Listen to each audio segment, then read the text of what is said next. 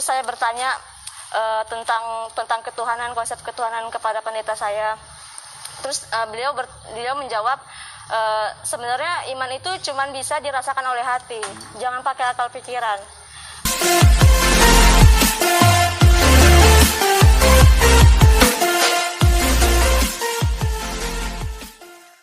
Ya, shalom teman-teman semua dimanapun kita berada pada saat ini, kiranya kita semua tetap berada dalam keadaan sehat, dan apapun yang merupakan kegiatan kita sepanjang hari ini, kiranya Tuhan Yesus memberkati.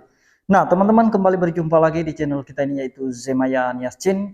Dan pada video kali ini teman-teman, saya akan membahas di mana ada dua orang gadis yang mengaku-ngaku sebagai seorang mualaf.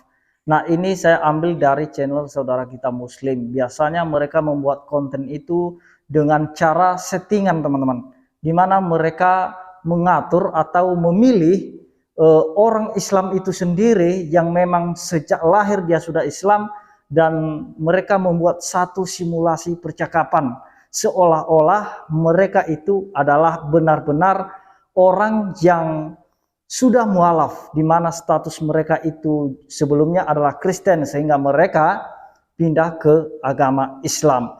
Nah teman-teman, di dalam video mereka berkata bahwa pernah mereka menanyakan mengenai ketuhanan atau konsep ketuhanan Yesus itu kepada seorang pendeta.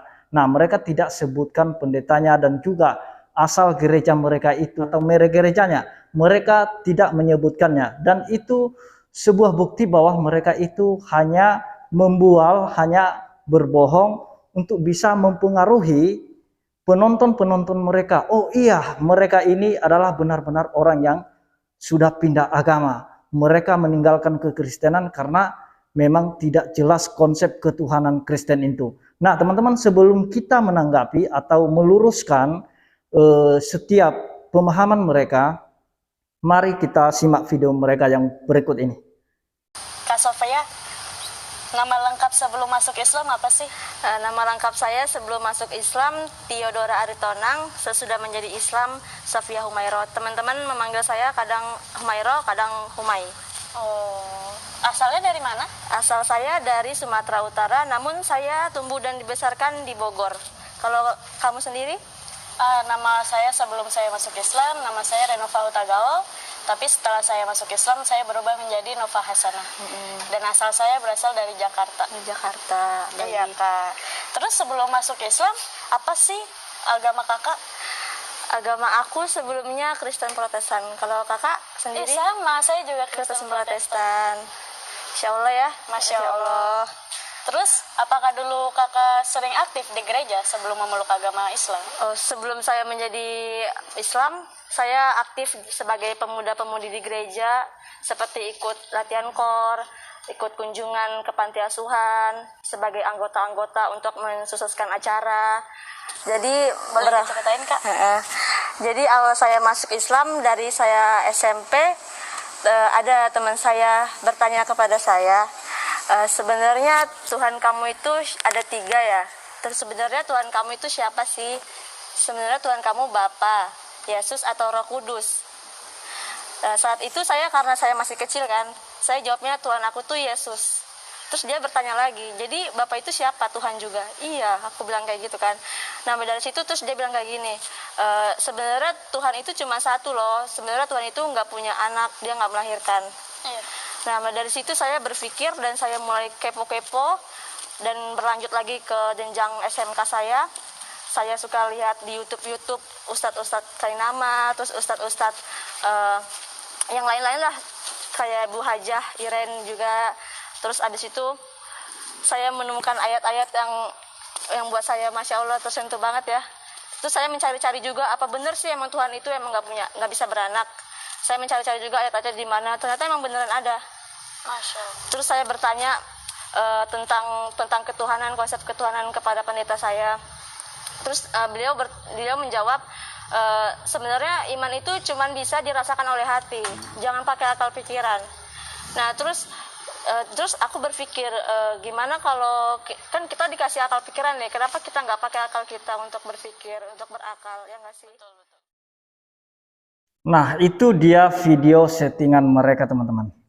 Dan di dalam video mereka itu tadi, mereka tidak menyebutkan gerejanya, alamat gerejanya di mana, dan pendeta siapa yang pernah dia menanyakan konsep ketuhanan itu. Yang menyebabkan dia masuk Islam atau meninggalkan kekristenan, karena pada awalnya itu menurut kesaksian mereka, pada awal mulanya itu ada temannya yang bertanya.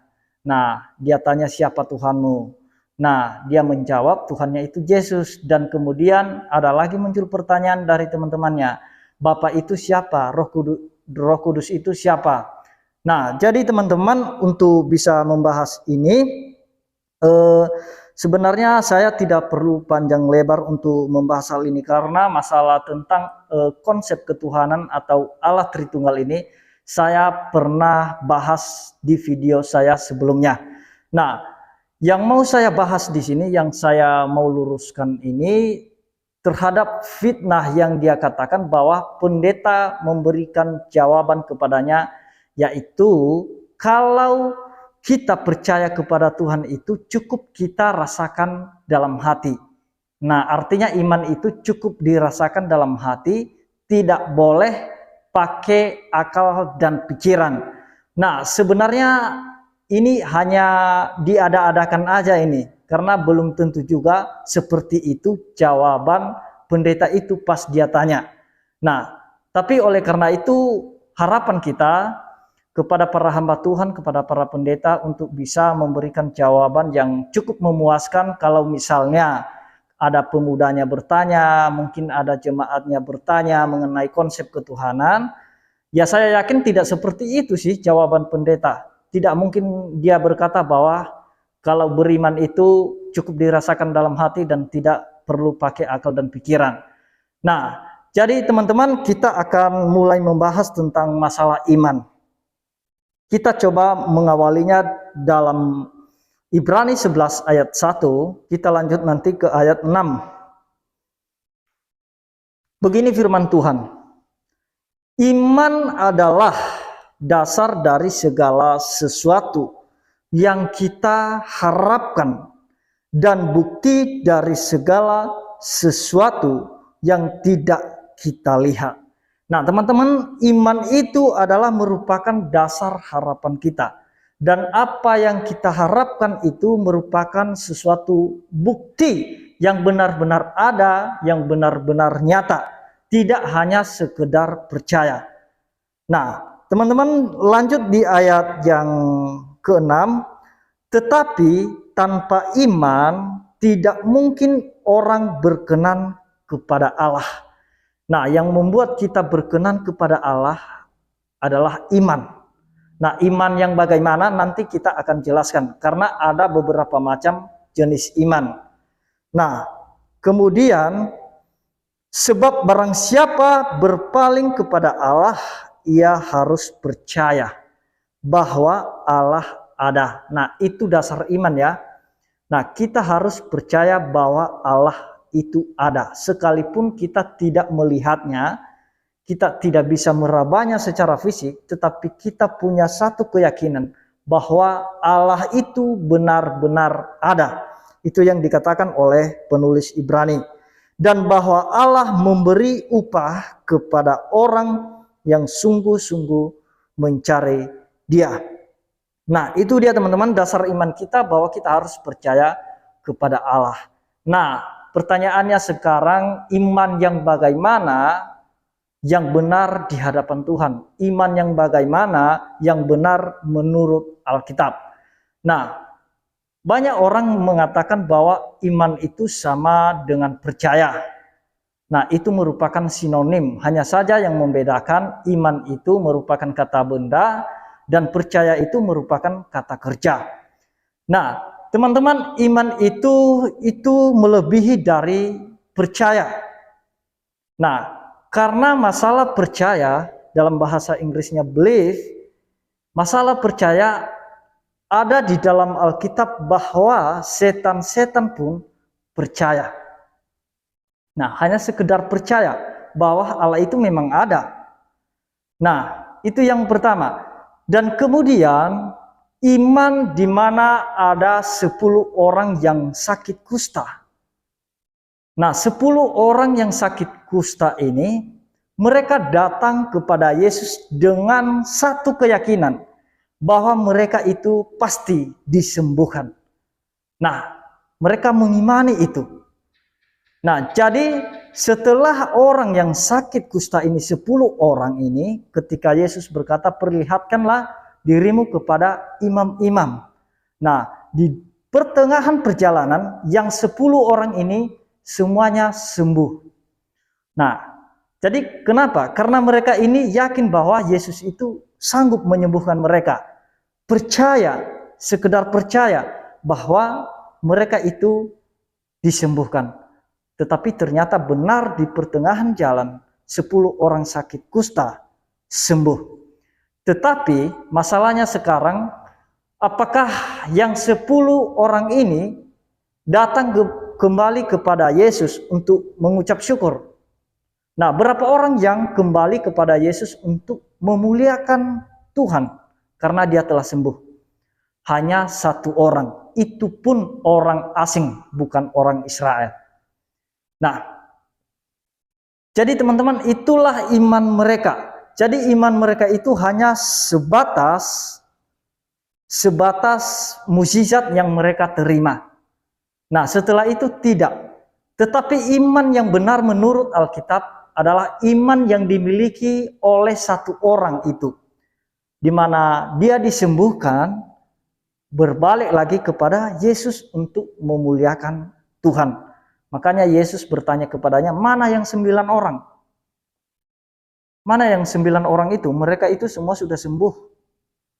Nah, apakah mereka tidak kembali untuk memuliakan Tuhan? Nah, tapi yang 1 orang inilah yang kembali, yang benar-benar punya iman yang benar. Nah, iman yang benar itu disertai dengan penyerahan diri. Penyerahan diri kepada Tuhan dan sekaligus tunduk dan taat kepada firman Tuhan. Itulah iman yang benar. Makanya kita harus memakai akal dan pikiran kita. Nah, menurut saya tidak pernah ada pendeta yang berkata nggak usah pakai logika, nggak usah pakai pikiran. Yaitu justru itu Tuhan memberikan kita iman sekaligus hikmat untuk bisa memahami maksud dan rencana Tuhan, untuk bisa mengerti firman Tuhan. Nah, jadi kalau dalam pikiran kita sudah jelas pemahaman kita, sudah jelas cara berpikir kita, maka kita pun jauh daripada kesesatan itu sendiri. Jadi iman itu kalau dalam Ibraninya disebut emunah. Nah, atau yang disebut aman. Nah, emunah itu sangat dalam sekali artinya. Emunah itu dia mengandung penyerahan diri, ketaatan dan kesetiaan. Nah, iman yang benar harus memiliki semua itu. Nah, kalau orang yang mengaku-ngaku beriman atau percaya kepada Tuhan tetapi tidak ada ketaatan, tidak ada kesetiaan, tidak ada ketekunan, itu bukan iman namanya. Nah, itu hanya sekedar percaya. Nah, hanya sekedar percaya, karena setan-setan pun percaya kepada Tuhan, kepada Allah. Tetapi setan itu tidak mau taat kepada firman Tuhan, itu masalahnya. Mereka tidak mau tunduk kepada otoritas Tuhan. Tetapi iman yang benar yang dimiliki oleh orang-orang Kristen yang berbeda dengan cara percayanya setan itu, yang membuat kita berbeda dengan setan-setan itu adalah ketaatan kita, ketundukan kita, dan sekaligus penyerahan seluruh kehidupan kita ke bawah otoritas Tuhan. Itulah iman yang benar. Nah, jadi itu yang perlu kita pahami teman-teman, itu yang perlu kita pikirkan, bahwa iman itu tidak hanya sekedar dirasakan oleh hati. Karena iman yang benar itu harus disertai dengan ketaatan. Nah, kita harus punya satu keyakinan bahwa Allah itu benar-benar ada. Nah, karena kita percaya bahwa Allah itu benar-benar ada, maka kita perlu taat kepada seluruh perintah-perintahnya. Nah, kita kan percaya dia ada. Nah, berarti apapun yang dia perintahkan, apapun yang dia firmankan, kita harus percaya. Karena firman itu hadir dari Allah yang benar-benar ada. Nah, tidak mungkin ada firman kalau tidak ada yang berfirman. Nah, jadi itu dia teman-teman, iman yang benar ya. Sekali lagi saya mau katakan bahwa iman itu dalam Ibraninya emunah, di mana dia mengandung ketaatan, kesetiaan, dan sekaligus penyerahan seluruh kehidupan kepada Tuhan. Kalau di Yunaninya disebut pisteuo. Pisteuo itu sama atau sejajar dengan emunah, sama maknanya cukup dalam. Nah, jadi itu dia teman-teman yang perlu kita pahami, sekalipun mereka mengatakan bahwa kami adalah orang Kristen dulu, sekarang kami sudah menjadi mualaf karena konsep ketuhanan Kristen itu tidak jelas. Masa ada Tuhan 3 pribadi? Masa ada Allah punya anak seperti perempuan melahirkan aja Allah itu? Pasti dalam pemikiran mereka seperti itu. Tetapi masalah tentang sebutan atau gelar anak Allah, di video saya juga sebelumnya saya sudah menjawab ya, bahwa gelar anak Allah kepada Yesus Kristus itu adalah gelar ilahi. Nah, beda dengan anak-anak Allah yang dalam bentuk plural.